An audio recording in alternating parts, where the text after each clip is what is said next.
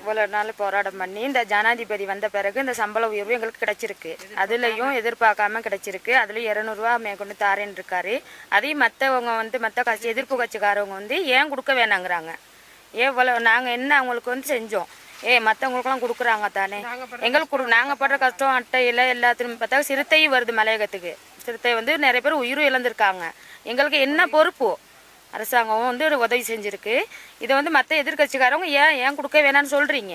அவர் எங்களுக்கு 200 எங்களுக்கு கூட்டி கொடுத்துருக்கிறாரு. அதை எங்கள் மலையக மக்களுக்காக பேச வேண்டிய அரசியல்வாதிகள் யாருமே எங்களுக்கு பேசி கொடுக்க மாட்டேங்கிறாங்க.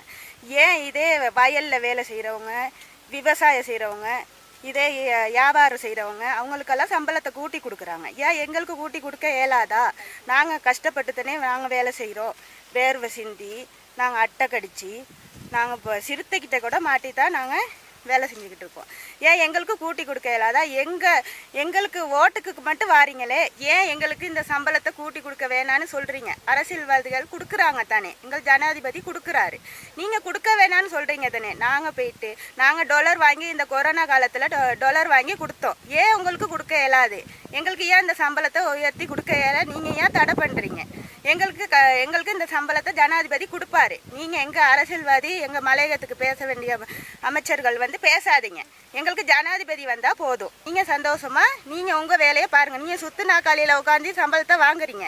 நாங்கள் கஷ்டப்பட்டு தான் நாங்கள் வாங்குகிறோம். நீங்கள் வாங்கி கொடுக்காட்டி நீங்கள் பேசாமல் இருக்க வேண்டியதானே.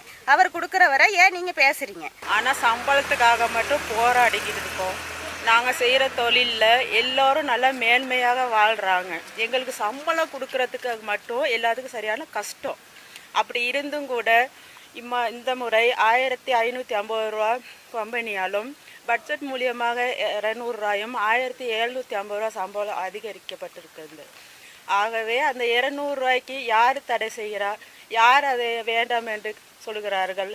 அது மிக தவறானது. அது நீங்களே யோசிக்கணும். ஜனாதிபதி ஐயா அவர்களுக்கு நன்றி. இப்போதைக்கு 1550 ரூபாய் எங்களுக்கு சம்பளம் கொடுத்துருக்குறீங்க. பட்ஜெட் மூலியமாக 200 ரூபா கூட்டி தர்றதாக சொல்கிறாரு. அதுக்கும் நன்றி. அதுக்கு ஏன் மற்றவங்க எதிர்ப்பு தெரிவிக்கிறீங்க? 200 ரூபா ஜனாதிபதி மூலியமாக எங்களுக்கு கிடைக்கிறதுக்கு அதை பட்ஜெட்டில் போட்டிருக்கு. அதை கிடைக்க விடாமல் சில பேர் வெக்கங்கட்டு போயிட்டு அதை தடுக்கிறாங்க. அவங்க வாங்கி கொடுக்காட்டியும் பரவாயில்ல, இதை கொடுக்க விடாமல் செய்கிறவங்க பின்தாங்கி போயிருங்க.